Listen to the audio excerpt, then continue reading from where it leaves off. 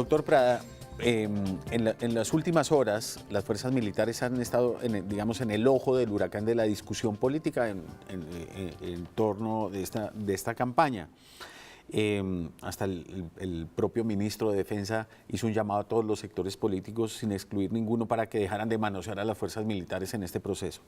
Y ayer ocurrió algo particular que me gustaría conocer su opinión para ver cómo se puede aclarar desde el punto de vista de ustedes este tema. Andrés París, vocero de las FARC en La Habana, participó en una rueda de prensa en la que dijo que efectivamente ellos en la mesa sí están hablando de la necesidad de cambiar la doctrina militar de las fuerzas militares en Colombia, cosa que ha negado el gobierno a través del presidente, a través de sus voceros, a través de los negociadores, en el sentido de que allá nada relacionado con las fuerzas militares se está hablando.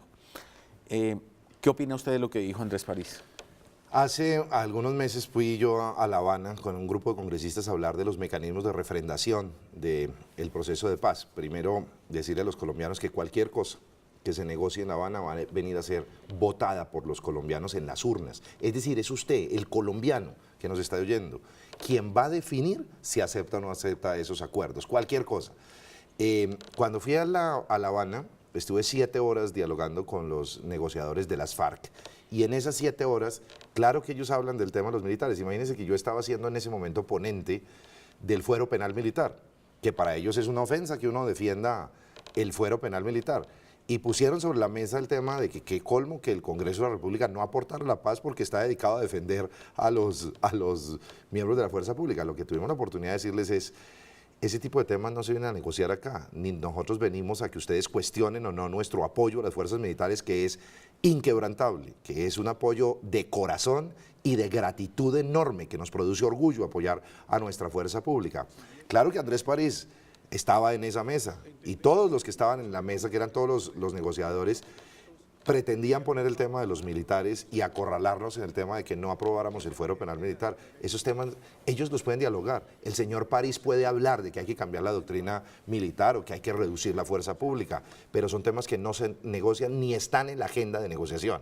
La agenda de negociación se ha cumplido como lo han visto los colombianos. Primer punto, desarrollo integral, rural, del agro. El segundo punto, la participación política. El tercer punto, el narcotráfico. Queda víctimas y la implementación del conflicto. Ahí no están ni nuestra fuerza pública, ni nuestros militares, ni sus derechos en juego. Pero hay 2 elementos adicionales o un elemento fuerte con 2 aristas claves, y es tener 2 generales de la República. El general Naranjo, un hombre de la policía, y el general Mora, un hombre del ejército y de las fuerzas militares. 2 generales que están al frente del proceso de negociación.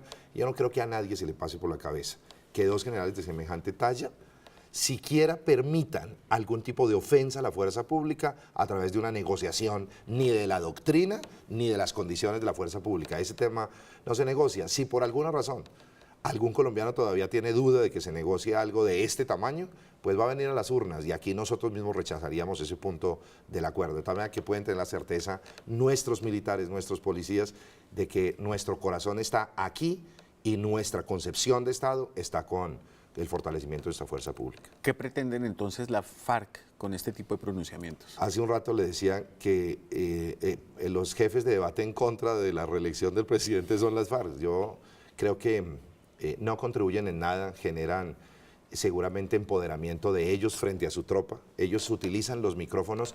Este no es un tema de las FARC. En todas las negociaciones que ha habido de procesos de paz en el mundo, los negociadores de las guerrillas de la subversión utilizan los micrófonos para lanzar mensajes a su propia tropa, a su propia gente. Usted se imagina la preocupación que causa que se estuviera discutiendo el tema de nuestros militares en la mesa, la preocupación que causa acá es exactamente contraria a la efervescencia que causa en la tropa de la guerrilla decir: allá tenemos unos machos pues que negocian por nosotros y que van a doblegar. Aquí no van a doblegar, como no pudieron hacerlo por las armas a nuestra fuerza pública. Pero obviamente el presidente Santos ha dicho cosas que recoge además de los asesores internacionales y de las negociaciones internacionales. A lo único que no se le puede atender es a los micrófonos en una negociación privada como la que estamos haciendo, porque los micrófonos se utilizan para lanzar mensajes, por ejemplo, de división de nuestra fuerza pública o para desanimar la votación y deslegitimar la democracia en Colombia. Hay que tener mucho cuidado en no hacerle el juego al señor París ni a los guerrilleros que utilizan el micrófono para confundir. ¿Y usted, señor, prestaría a sus hijos para la guerra? No, señor presidente. Que levante la mano el que prestaría aquí sus hijos para la guerra. Otro tema interesante relacionado con las fuerzas militares que ocurrió esta semana fue el de la famosa propaganda en la que el presidente le pregunta a unas personas si están dispuestos a prestar sus hijos para la guerra. Desató una gran polémica, militares retirados se pronunciaron en el sentido de que era una ofensa y una desmoralización para las tropas. Se habló incluso de retirar el comercial del aire, después se dijo que se iba a mantener como parte de un cuerpo de propaganda que no se iba a descartar del todo, y algunos vieron ahí una contradicción del presidente Santos, en el sentido en que él fue cadete de la Fuerza de la Armada, después fue ministro de Defensa, desde ahí lideró campañas de reclutamiento y realizó una gran tarea que todo el mundo le reconoce, y después tuvo un hijo en el ejército que lo vimos hace poco. ¿Usted cómo ve el mensaje que se transmitió a través de esa propaganda y cree que fue acertado o que falló? Yo lo veo sencillo, digamos, todo lo que digamos va a ser usado en nuestra contra y lo tergiversan, en fin, el mensaje me parece muy hermoso, que es un mensaje para todas las familias que tienen hijos y que no les gustaría verlos morir en el conflicto armado colombiano, sino verlos vivir dentro de la paz y la felicidad de los colombianos. Yo le confieso algo personal. 5 de mis sobrinos son hijos de policías. 5 de mis sobrinos son hijos de policías. Algunos de ellos han estado en el Putumayo y en el Caquetá porque sus padres han sido comandantes de este conflicto del lado nuestro. Han sido comandantes de fuerza. Y yo vi salir a mis sobrinos escoltados de Mocoa y de Puerto Asís a coger el avión para venirse para Bogotá, y vivían escoltados a los 5 años. Siempre que yo me levantaba todas las mañanas, oraba porque estuvieran bien, porque vivían en medio de los territorios de mayor conflicto en Colombia. Yo rogaba lo que el presidente rogó en ese comercial. Yo no quisiera que mis sobrinos, que mis hijos, que mi hija, en este caso que tiene 16 años, muriera en el Putumayo, muriera en el Caquetá, sino viviera muy feliz. No se está refiriendo a que no sean de la fuerza. Le quiero decir que 2 de mis sobrinos son parte de la fuerza y ya heredaron esa tradición. Una está en la fuerza, una está en la policía y la otra está en Cartagena, en la Marina. Me encanta que estén, y me encanta que el hijo del presidente haya ido también a prestar el servicio militar como debe ser. Lo que no quisiera es que ningún joven colombiano muriera en el conflicto armado. Entonces, ¿de qué se trata? De que sí, el honor militar se mantenga. Aquí no se está perturbando ni ofendiendo el honor militar. De hecho, todos tenemos familia y hemos estado vinculados a nuestra fuerza pública, como lo digo yo hoy con mi familia. Pero lo que sí no queremos es que los hijos que están precisamente prestando el servicio, los hijos de nuestros soldados bachilleres, profesionales, en fin, tengan que morir en un conflicto. Si no hay conflicto, esos muchachos no mueren. Y lo que no queremos es prestar los hijos para que vayan a morir en esa guerra. Eso no es una ofensa al honor militar, es un anhelo de todos los padres de familia que, como yo, tenemos el anhelo de que sí estén en la fuerza pública, pero que no mueran por cuenta de un conflicto que podemos evitar. Cada día que nosotros le ahorremos a Colombia en conflicto armado, son vidas de nuestros soldados que protegemos. A eso es que se hace referencia. ¿Pero ese mensaje quedó claro desde su punto de vista en el comercial? Yo cuando lo vi me emocioné, porque yo lo vi, fue al aire, yo no vi la producción, ni conocía su texto, yo lo vi y me emocioné y me sentí interpretado plenamente en él. Y vuelvo a la frase con la que comencé esta respuesta. Todo lo que digamos en esta campaña, que es de una guerra sucia enorme, es usado en nuestra contra. No, ahí no hay ninguna ofensa. Ahí hay un anhelo de padres, de familia, de que nuestros hijos no mueran en un conflicto que podemos evitar. Pero no se trata de que no vayan a la fuerza, es un orgullo tener yo 2 de mis sobrinos en la fuerza pública. Y es un orgullo que tengamos estas Fuerzas Armadas tan dignas que dan todo, absolutamente lo entregan todo por la vida de los colombianos. Hablaba usted de los mecanismos de refrendación de este proceso y expresó que es muy amigo del referendo para hacerlo, pero sin embargo al mismo tiempo, las FARC han venido expresando de manera reiterada y muy clara que para ellos el final de todo esto tiene que ser una constituyente. ¿Usted ve que eso es posible, inconveniente? Yo no creo que sea posible terminar un conflicto armado, y eso no se usa en las negociaciones del planeta. Terminar un conflicto armado volviendo a hacer una constitución en la que sí podría, en una constituyente, podría rearmarse toda la doctrina militar, definirse la pena de muerte de nuevo. No, no, no, no, no. Aquí no se trata de refundar el Estado como lo pretendieron los paramilitares en Colombia. Aquí se trata de hacer la paz dentro de un marco constitucional. Nosotros no estamos haciendo un nuevo Estado, sino haciendo la paz dentro de la Constitución colombiana. Por eso hicimos un marco constitucional para la paz que dice que la paz se puede hacer primero con desmovilización de los frentes de las FARC, con dejación de las armas, con reconocimiento y reparación de las víctimas del conflicto armado, que ya llegan a más de 6 millones en Colombia, con que nos cuenten toda la verdad, haya un compromiso de no repetición y se apliquen normas de justicia transicional contra la impunidad. De tal manera que con estas 6 condiciones, la Constitución política permite que haya proceso de paz. Lo segundo que hicimos en el Congreso, bajo la guía del presidente Santos, es definir que cualquier tema que se negocie en La Habana venga a un referendo que ya es hoy ley de la República y que puede ser convocado en cualquier momento, junto o separado a elecciones populares, para que sea el pueblo colombiano el que defina si acepta o no acepta esos acuerdos. Todo ese diseño normativo ya está hecho y ese diseño normativo se impone en La Habana porque es parte de nuestra Constitución política. De tal manera que el mecanismo de referendación, yo no tengo la menor duda, va a ser un referendo o va a ser una consulta popular, que también podría ser, pero es un mecanismo con participación del pueblo. Una vez se refrenden los acuerdos y se comience su implementación, ya será potestad de la sociedad si convoca o no convoca una constituyente, no sé, en 2, en 3, en 5, en 10 años. Lo que no puede ser es entregar el rediseño del Estado a un proceso de paz, que incluso podría dar en una constituyente puede no aceptar ninguno de los acuerdos. A mí me parece que es bastante torpe de las FARC radicalizarse en algo que se les puede devolver. Yo recuerdo cuando estuve dialogando con ellos, decían, es que nosotros vamos democráticamente y competimos en una constituyente y que sea la constituyente la que ratifique los acuerdos. Pues ya tienen que estar para esa época desmovilizados, ya tienen que haber dejado las armas. Y es posible que el pueblo colombiano, como creo yo, no vote por ellos y haga un nuevo país con ellos desmovilizados. La constituyente yo no veo, digamos, vía por ningún lado. Creo que vamos a terminar en un mecanismo popular con participación del pueblo en la decisión. Ese tema de la dejación de las armas preocupa. Y las FARC han utilizado la frase de no dejar las armas, sino dejarlas en reposo. ¿Qué pasaría con las armas de las FARC en caso tal de que se firme un proceso? Ahí hay una incertidumbre. Yo no tengo la menor duda de que la dejación de las armas implica necesariamente la entrega de las armas.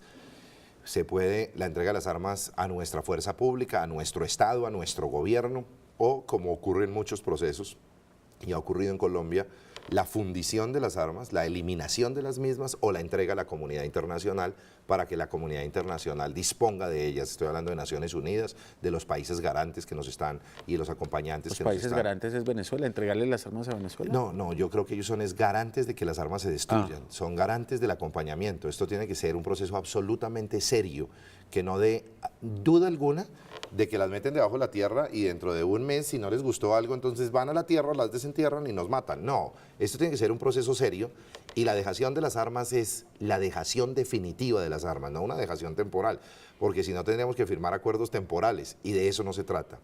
Se trata de desmovilizarlas, dejar las armas y comenzar una etapa de posconflicto en el que los dineros de la guerra se puedan invertir en mejor salud, en mejor educación, en más vivienda para los colombianos en un nuevo país. Ese tema de las penas alternativas es otro asunto que hace ruido.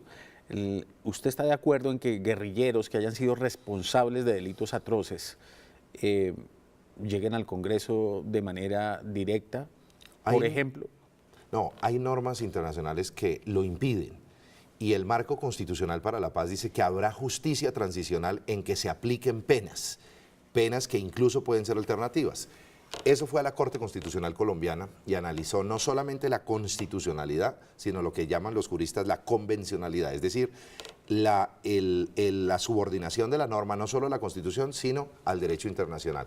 El derecho internacional no permite el perdón absoluto, no permite la impunidad total.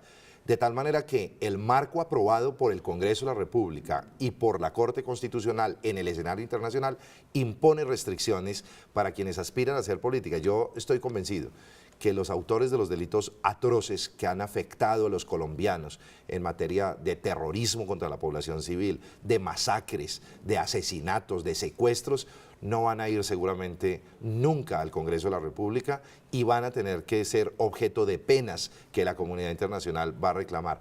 Eso lo saben muy bien en La Habana, eso lo sabe muy bien el gobierno colombiano, eso lo saben los negociadores.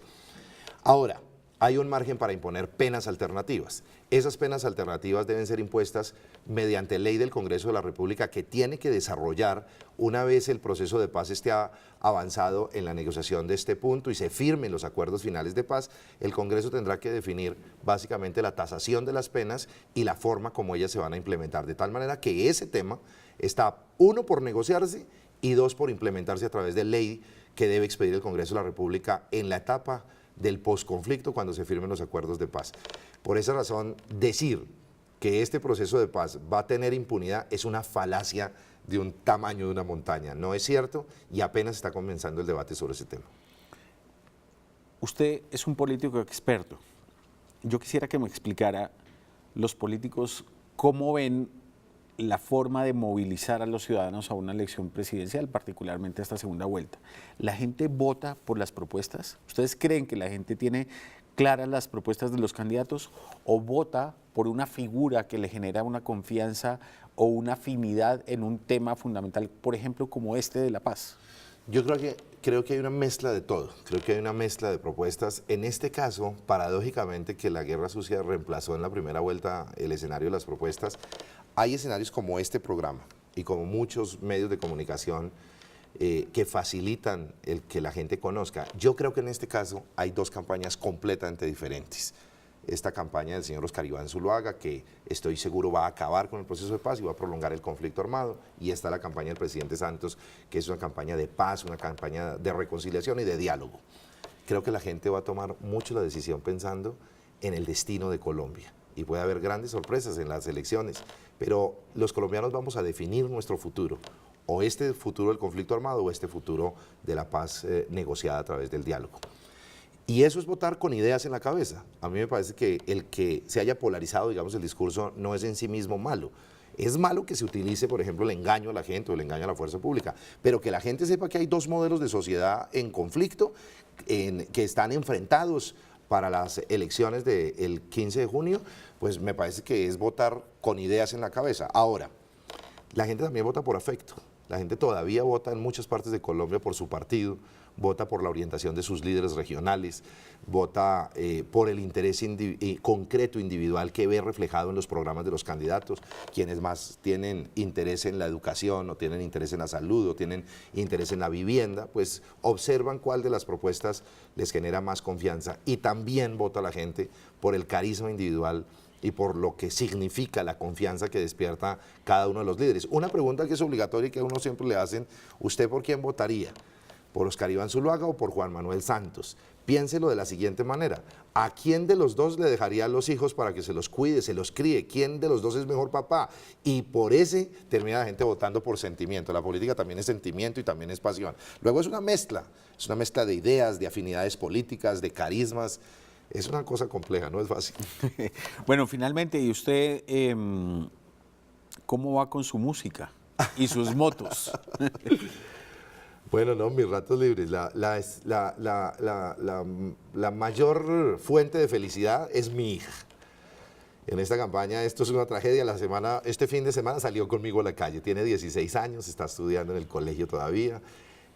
Pero ya están muy concentrados esos muchachos en la política, están siguiendo mucho el debate presidencial, llegó, digamos, a los cursos altos de los colegios y me pregunta mucho, yo le dedico mucho tiempo y me agrada enormemente que salga conmigo a construir este país y a dejarle sembrada la semilla de que trabaje siempre por Colombia.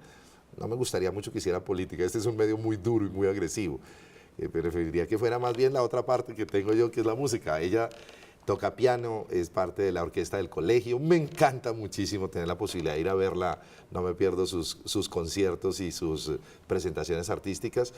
Y esa es una parte de mí que no pude desarrollar por dedicarme a la política, que espero que ella desarrolle más. Bueno, doctor Alfonso, fue un gusto tenerlo aquí, poder haber hablado de política en extenso y de su visión sobre lo que está pasando en esta campaña y de lo que falta en estos pocos días. Gracias por la invitación, doctor Álvaro. Un placer también para mí.